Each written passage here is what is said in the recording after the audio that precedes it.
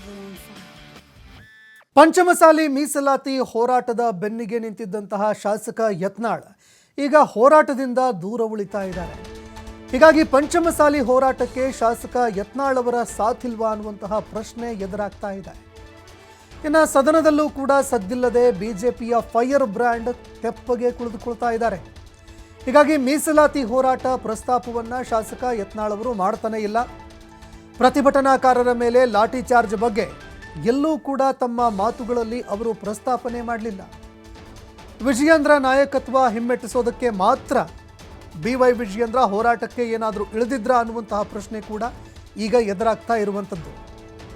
ವಿಜಯೇಂದ್ರಗೆ ಹಿನ್ನಡೆ ತರೋದಕ್ಕೆ ಹೊರಟಿದ್ದಂತೆ ಯತ್ನಾಳ್ ಅವರು ಹೋರಾಟಗಾರರು ವಿಜಯೇಂದ್ರ ಪರವಾಗಿ ನಿಂತಿದ್ದಕ್ಕೆ ಯತ್ನಾಳ್ ಅವರು ಫುಲ್ ಸೈಲೆಂಟ್ ಆಗಿದ್ದಾರೆ. ಇನ್ನು ಲಾಭ ನಷ್ಟದ ಹೋರಾಟದಲ್ಲಿ ಬಿಜೆಪಿ ಶಾಸಕ ಯತ್ನಾಳ್ ಅವರು ಸೋತು ಹೋದ್ರ ಅನ್ನುವಂತಹ ಪ್ರಶ್ನೆ ಕೂಡ ಈಗ ಎದುರಾಗ್ತಾ ಇರುವಂಥದ್ದು. ಯಾಕಂದರೆ ಯಾವಾಗ ಈ ಹೋರಾಟದಿಂದ BY ವಿಜಯೇಂದ್ರಗೆ ಲಾಭ ಆಗ್ತಾ ಇದೆ ಅನ್ನುವಂಥದ್ದು ಗೊತ್ತಾಯಿತು, ಬಸನಗೌಡ ಪಾಟೀಲ್ ಯತ್ನಾಳ್ ಈ ಹೋರಾಟದಿಂದ ಈಗ ಹಿಂದೆ ಸರಿತಾ ಇದ್ದಾರಾ ಅನ್ನುವಂತಹ ಪ್ರಶ್ನೆ ಸಹಜವಾಗಿ ಕಾಡ್ತಾ ಇದೆ. ಯಾಕಂದರೆ ಹೋರಾಟಗಾರರು ವಿಜಯೇಂದ್ರ ಅವರ ಪರವಾಗಿ ನಿಂತಿದ್ದಕ್ಕೆ ಯತ್ನಾಳ್ ಅವರು ಈಗ ಫುಲ್ ಸೈಲೆಂಟ್ ಆಗಿದ್ದಾರೆ ಅಂತ ಹೇಳಲಾಗ್ತಾ ಇದೆ. ರಾಜಕೀಯವಾಗಿ ಏನು ಲಾಭ ಏನು ನಷ್ಟ, ಇದರಿಂದಾಗಿ ತಮಗೆ ಎಷ್ಟರ ಮಟ್ಟಿಗೆ ರಾಜಕೀಯವಾಗಿ ಲಾಭ ಆಗುತ್ತೆ ಅಂತಹ ಒಂದು ವಿಚಾರಕ್ಕೆ ಈಗ BY ವಿಜಯೇಂದ್ರ ಅವರು ಮುಂದಾಗ್ತಾ ಇದ್ದಾರೆ. ಯಾಕಂದರೆ ವಿಜಯೇಂದ್ರ ಅವರಿಗೆ ಹಿನ್ನಡೆ ತರೋದಕ್ಕೆ ಯತ್ನಾಳ್ ಅವರು ಏನಾದರೂ ಹೊರಟಿದ್ರ ಅನ್ನುವಂತಹ ಅನುಮಾನ ಕೂಡ ಕಾಡ್ತಾ ಇರುವಂಥದ್ದು.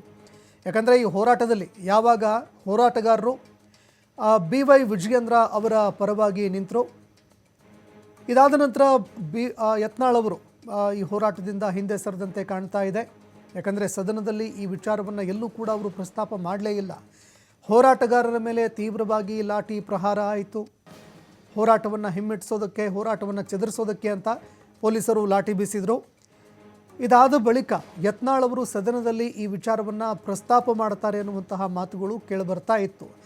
ಆದರೆ ಯತ್ನಾಳ್ ಅವರು ಸದನದಲ್ಲಿ ಎಲ್ಲೂ ಕೂಡ ಈ ವಿಚಾರವನ್ನು ಪ್ರಸ್ತಾಪ ಮಾಡಲೇ ಇಲ್ಲ, ಫುಲ್ ಸೈಲೆಂಟ್ ಆಗಿದ್ದರು.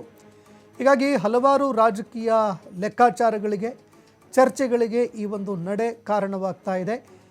ಇನ್ನು ಯತ್ನಾಳ್ ಅವರು ಮುಂದಿನ ದಿನಗಳಲ್ಲಿ ಈ ಹೋರಾಟದಿಂದ ಅಂತರ ಕಾಯ್ದುಕೊಳ್ತಾರಾ ಅಥವಾ ಹೋರಾಟದಲ್ಲಿ ಇನ್ನೂ ಪ್ರಬಲವಾಗಿ ಏನಾದರೂ ಕಂಡು ಬರ್ತಾರಾ ಅನ್ನುವಂಥದ್ದನ್ನು ಕಾದು ನೋಡಬೇಕಾಗುತ್ತೆ.